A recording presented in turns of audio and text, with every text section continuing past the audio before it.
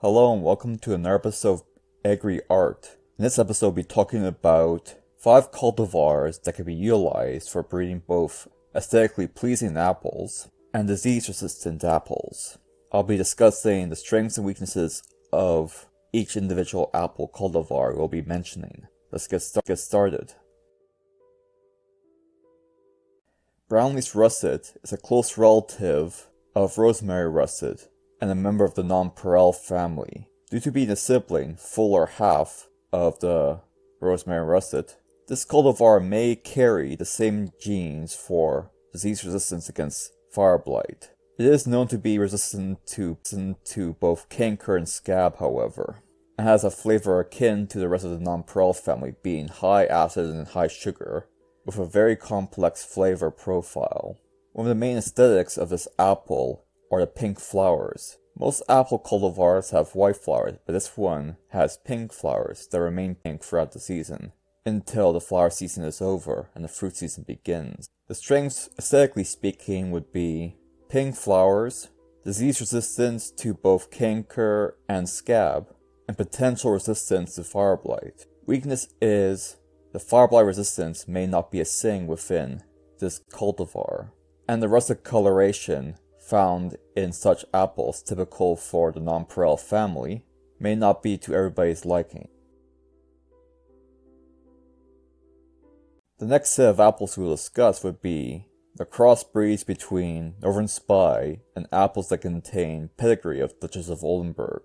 In Minnesota, the apple cultivars Sweet 16 and Keepsake are both hybrids between Frostbite, which contains Duchess of Oldenburg pedigree, and Northern Spy. The heirloom apple Furso in Canada is likewise a hybrid between Wealthy, which is a mixture of Jonathan and Duchess of Oldenburg, and Northern Spy.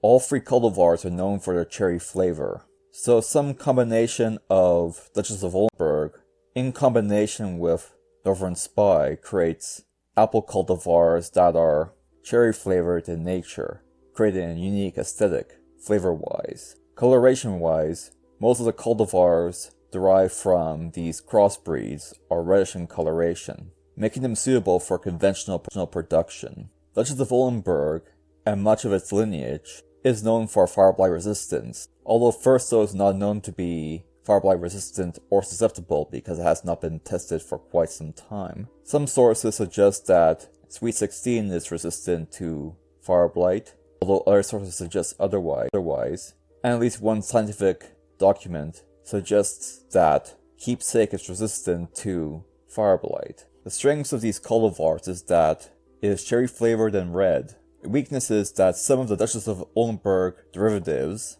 have lesser texture in terms of texture quality, and on to its progeny, Furso being such an example. The other main weakness is that scab resistance remains unknown for all Duchess of Oldenburg derivatives, in that I could not find any information regarding its resistance quantitatively to scab. So selection of Duchess of Oldenburg derivatives is a must before crossbreeding it with Northern Spy. Next we'll talk about Arkansas Black. It has a unique aesthetic in that this cultivar is very red, so red that it's almost black. A very dark purpley blackish reddish color, basically. The strength is that it's resistant to most diseases, including scab and fire blight, based on what information I could find, alongside its dark coloration. Its flavor is also quite good as well.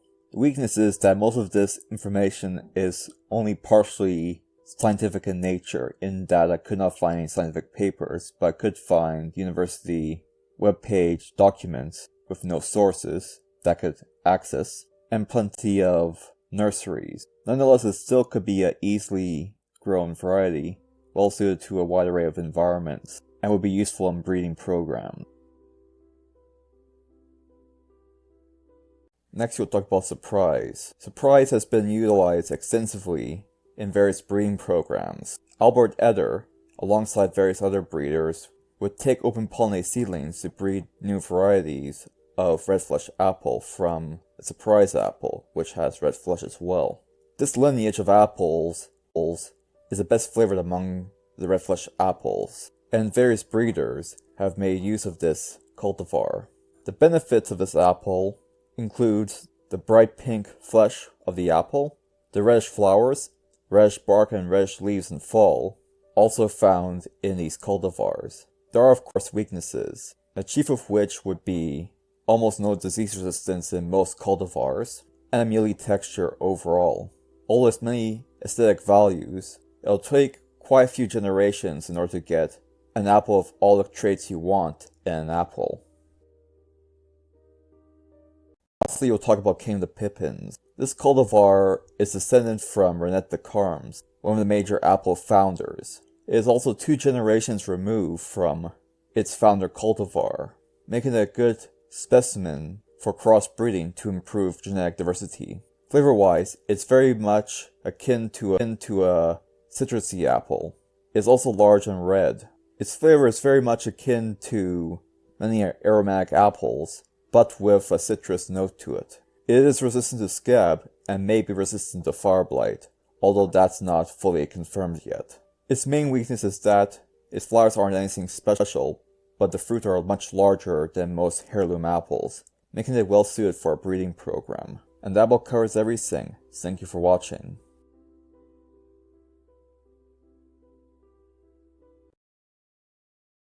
Thank you for watching this video. If you enjoyed this video, please like and subscribe. If you really enjoyed it and think you can donate, you can do so at Buy Me a Coffee, link in the description below. Thank you for watching.